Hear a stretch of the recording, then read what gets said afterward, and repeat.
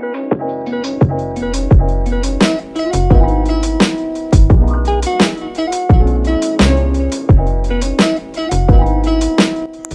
everyone, welcome to my channel. Oke, sebelum kita mulai video pembelajarannya, ada baiknya kita kenalan dulu. Perkenalkan, nama aku Isa Fadila. Kalian bisa panggil aku Isa atau Fadila. Aku mahasiswa semester 1, jurusan Pendidikan Sosiologi.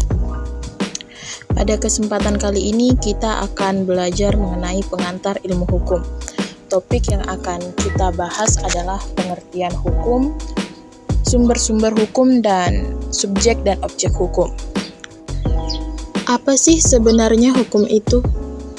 Ketika seseorang baru mulai mempelajari hukum, maka inilah yang pertama kali timbul dalam benaknya.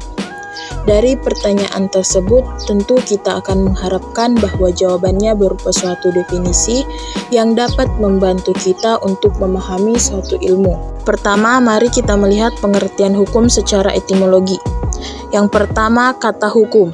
Secara bahasa, hukum berasal dari bahasa Arab dengan bentuk tunggal, adapun kata jamaknya adalah alkas yang kemudian diambil alih ke bahasa Indonesia dan disebut hukum. Yang kedua, ius. Kata ius dalam bahasa Latin bermakna hukum. Istilah ius berkaitan erat dengan iustitita atau keadilan. Bagi orang Yunani di zaman dahulu, Iustitita adalah dewi keadilan yang dilambangkan dengan kedua mata tertutup, dengan tangan kirinya memegang neraca dan tangan kanan memegang sebuah pedang. Lambang ini masih digunakan sebagai lambang hukum. Yang ketiga, kata lex. Kata lex berasal dari bahasa Latin leser, yang artinya mengumpulkan. Kata lex yang berarti hukum sangat erat hubungannya dengan perintah dan wibawa.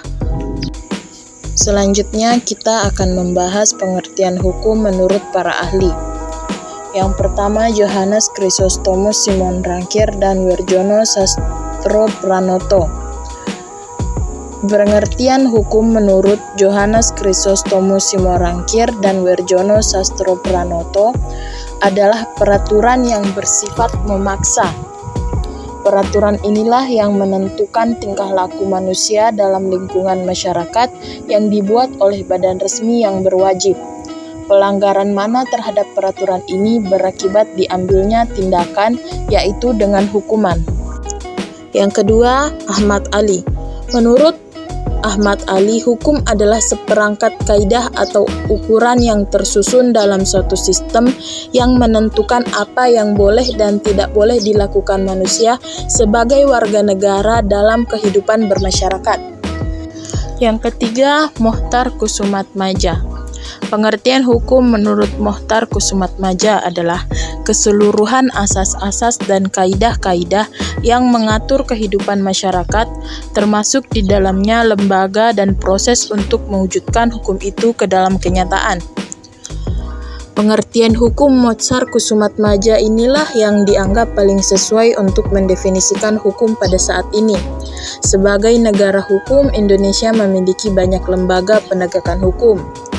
Contohnya, Mahkamah Agung, Peradilan Khusus, Kejaksaan, Mahkamah Konstitusi, Komnas HAM, KPAI, dan masih banyak lagi.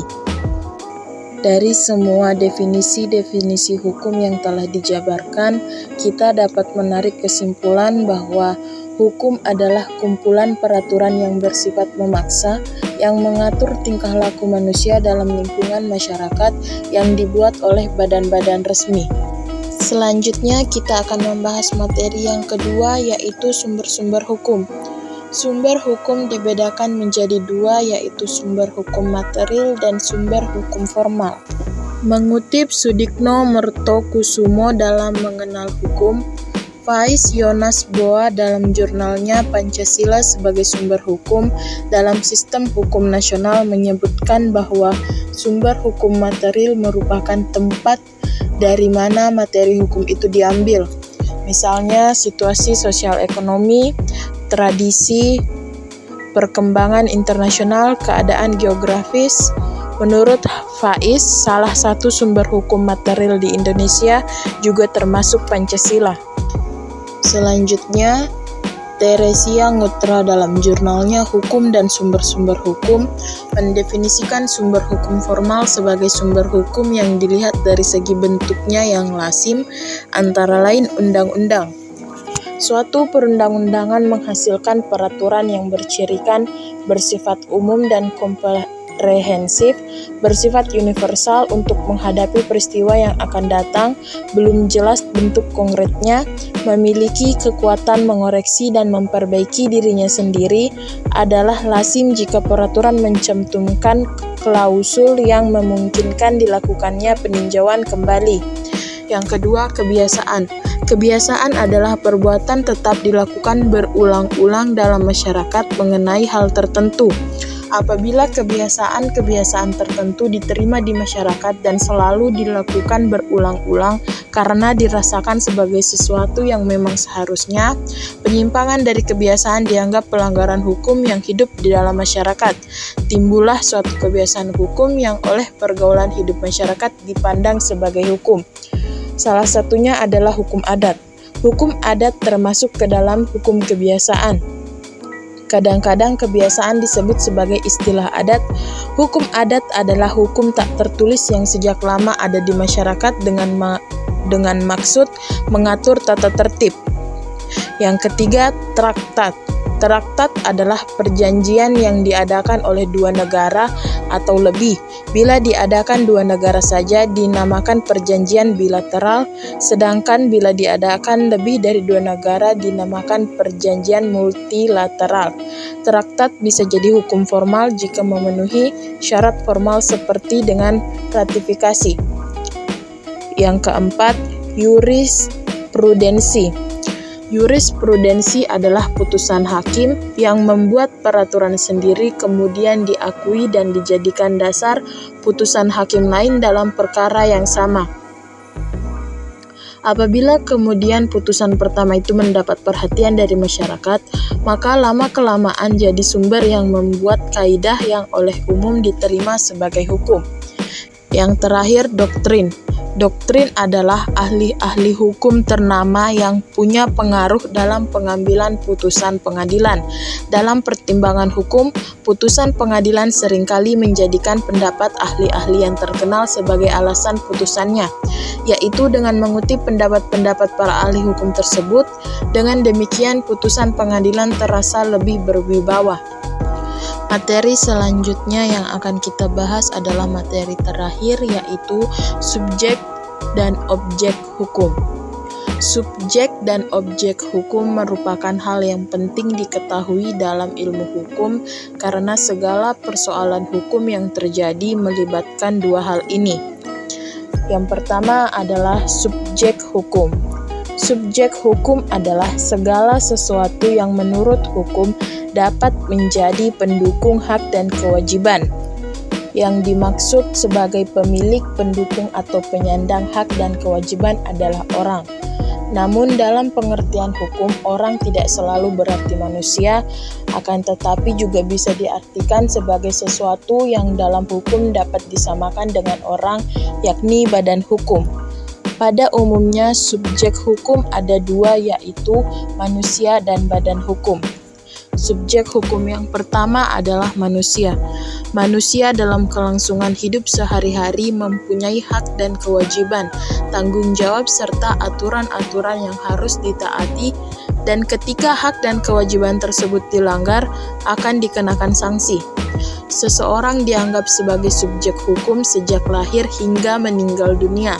Bahkan terdapat perluasan seperti dalam pasal 2 KUH Perdata yang mana mengatakan anak dalam kandungan seorang wanita dianggap telah lahir setiap kali kepentingannya menghendakinya.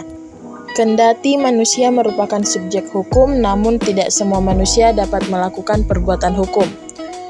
Manusia yang dianggap tidak dapat melakukan perbuatan hukum yaitu ada dua. Yang pertama, anak yang masih di bawah umur, dan yang kedua, orang yang berada dalam pengampuan, seperti orang sedang hilang ingatan, orang dalam gangguan jiwa, dan sebagainya. Subjek hukum yang kedua adalah badan hukum. Badan hukum adalah sebuah perkumpulan atau lembaga yang dibuat oleh hukum yang mempunyai sebuah tujuan tertentu. Ada beberapa alasan mengapa badan hukum bisa dikategorikan sebagai subjek hukum. Yang pertama, badan hukum memiliki kekayaannya sendiri. Yang kedua, sebagai pendukung hak dan kewajiban. Yang ketiga, dapat menggugat dan digugat di muka pengadilan. Yang keempat, ikut serta dalam lalu lintas hukum dan bisa melakukan jual beli. Dan yang terakhir, memiliki tujuan serta kepentingan. Beberapa contoh subjek hukum diantaranya PT atau perseroan terbatas, yang kedua CV, yang ketiga manusia yang sudah berusia 21 tahun ke atas, dan yang terakhir lembaga negara. Yang kedua adalah objek hukum. Objek hukum adalah segala sesuatu yang menguntungkan untuk subjek hukum. Secara umum yang dimaksud objek hukum adalah barang atau benda.